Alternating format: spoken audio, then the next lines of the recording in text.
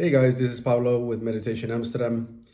In today's video, I want to talk about the topic of tears and crying. And the reason I want to do this is because I came across a very explicit mention of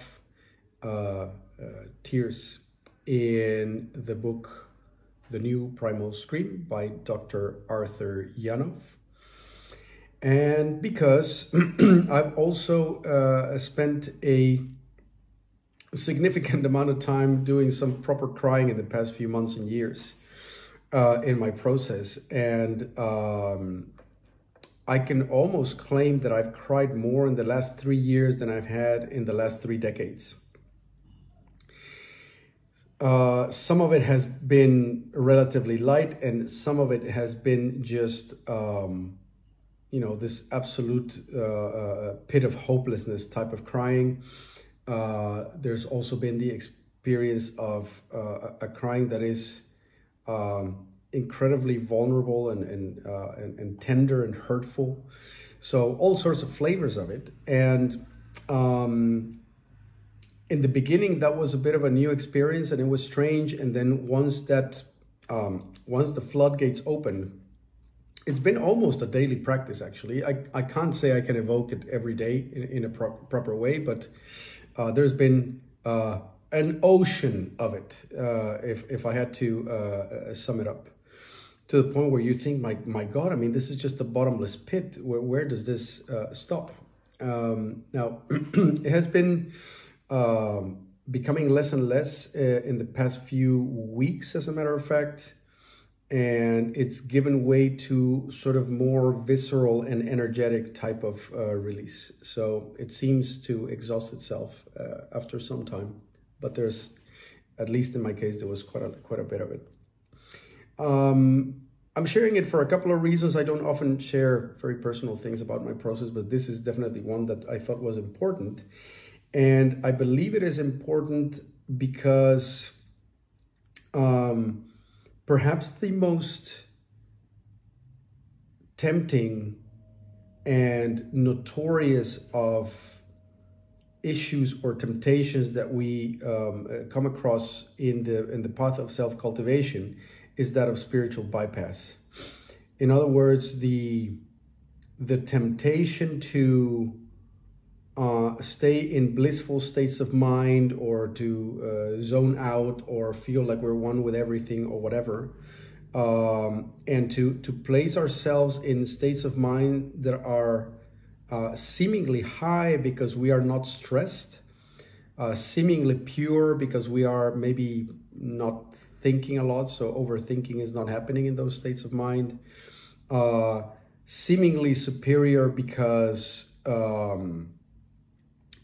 things start to look vibrant and non-dual. Perhaps you get this sort of cinematographic type of effects as you look around you, all kinds of things of this sort.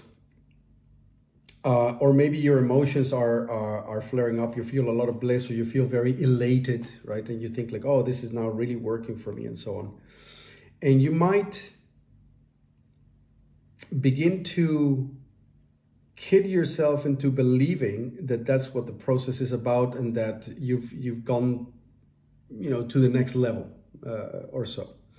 Whereas in fact, what you're doing is you're amping yourself up, or you are, as the term says, bypassing issues as opposed to resolving them.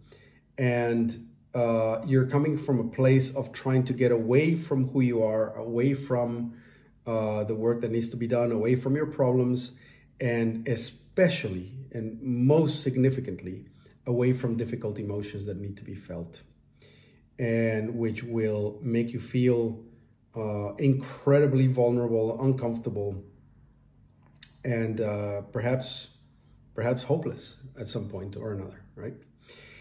Now, the other temptation that is out there is to intellectualize the process.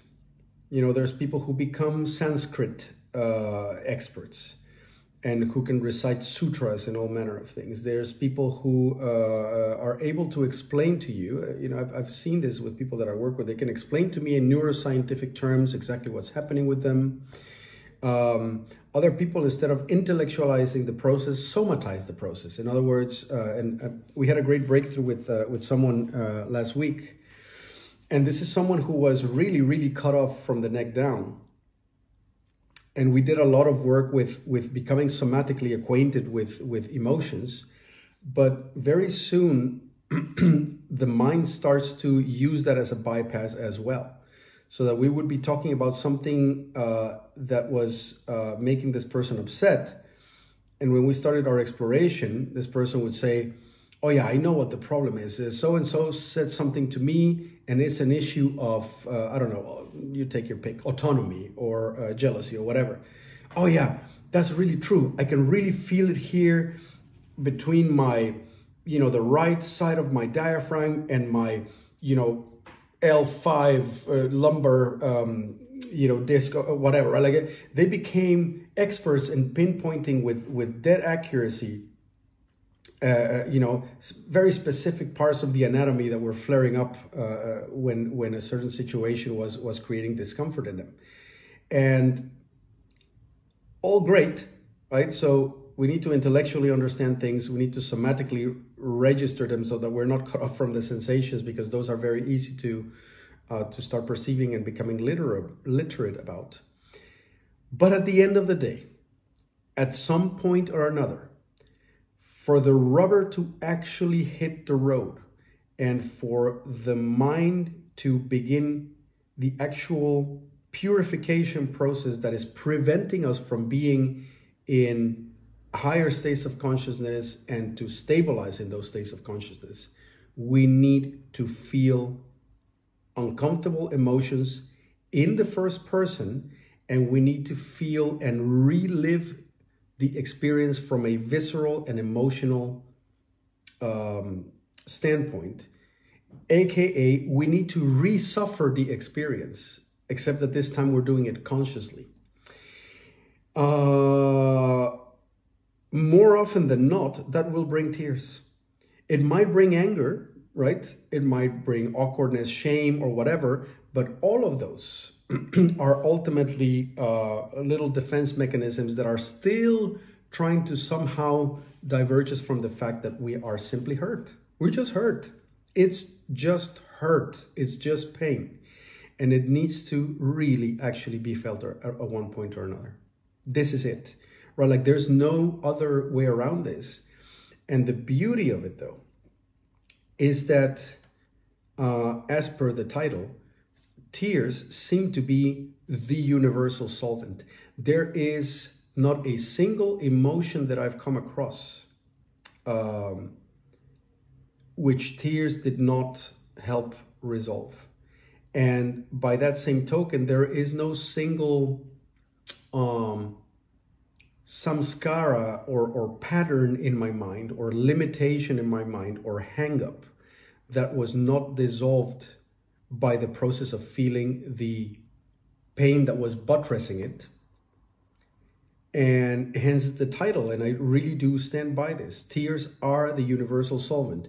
You want to know how to dissolve the ego? Okay, everybody goes like, but how do I dissolve the ego? How do I catch it while it's trying to trick me? And I need to like notice it, and now I'm bypassing, but now I'm stuck and now I'm fighting with it.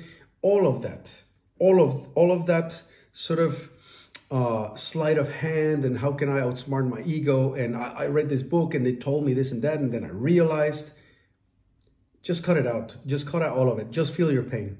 Okay, just sit or lay down and in a sincere as way as possible, try to figure out what it is that your mind is trying to prevent you from feeling, and feel it.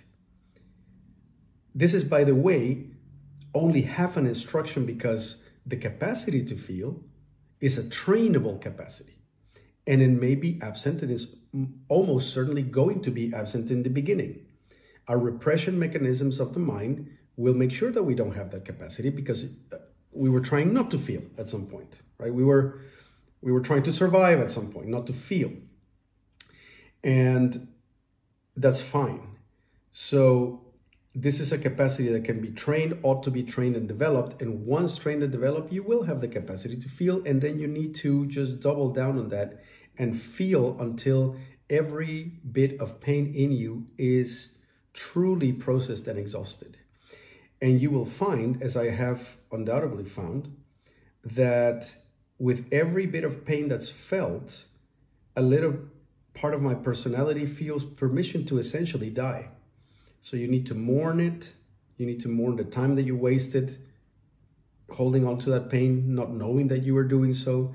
You need to mourn or process the shame of the pain that you created for yourself and others by acting in very stupid ways so that you would not have to feel your pain, of the time wasted and the opportunities that were wasted and the perhaps good months, good years, the good situations that you or we didn't make the most out of because of this. That has its own pain as well.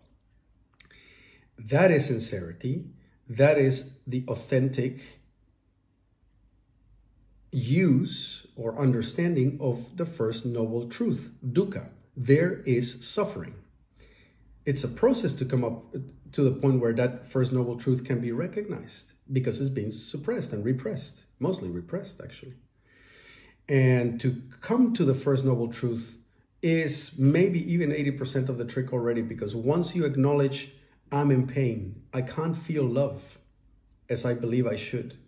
There's something in me that is aching for nourishment, that's thirsty, and not to have it is painful, and that makes me want to cry, and boom, there you go.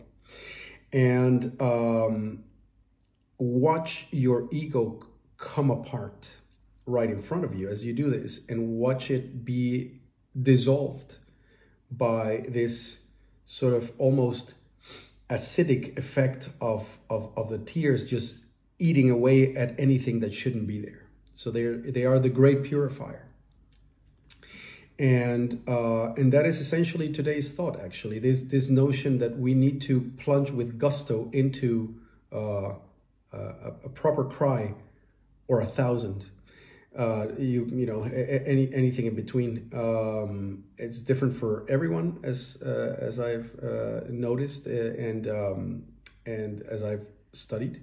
But to say that you are advanced in this process and that there's nothing to do and that you think that you can tiptoe through spirituality without being hurt, going like, oh no, look at that, I managed to make it to the top of the mountain completely unscathed. It's just, you know, that's the height of arrogance, ignorance, and lack of sincerity. No one goes through this untouched. You want to get to the end of this process, you're going to be scorched through, like completely, right? So we were talking about archetypes in some previous video.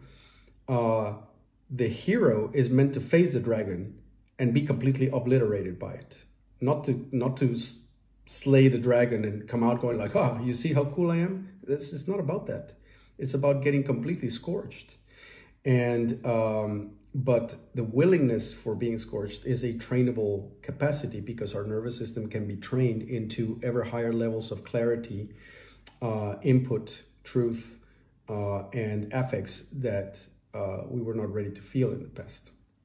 So that's my thoughts on tears, actually. And I'm very, very curious about what you guys have to say about this one. And if you can relate to it, or if you don't agree, then share it in the comment section. And if you believe that these talks are worth sharing out there, then your liking, sharing, and subscribing is highly appreciated. Thanks for watching thus far. I'll be back with more videos pretty soon. Cheerio and bye-bye.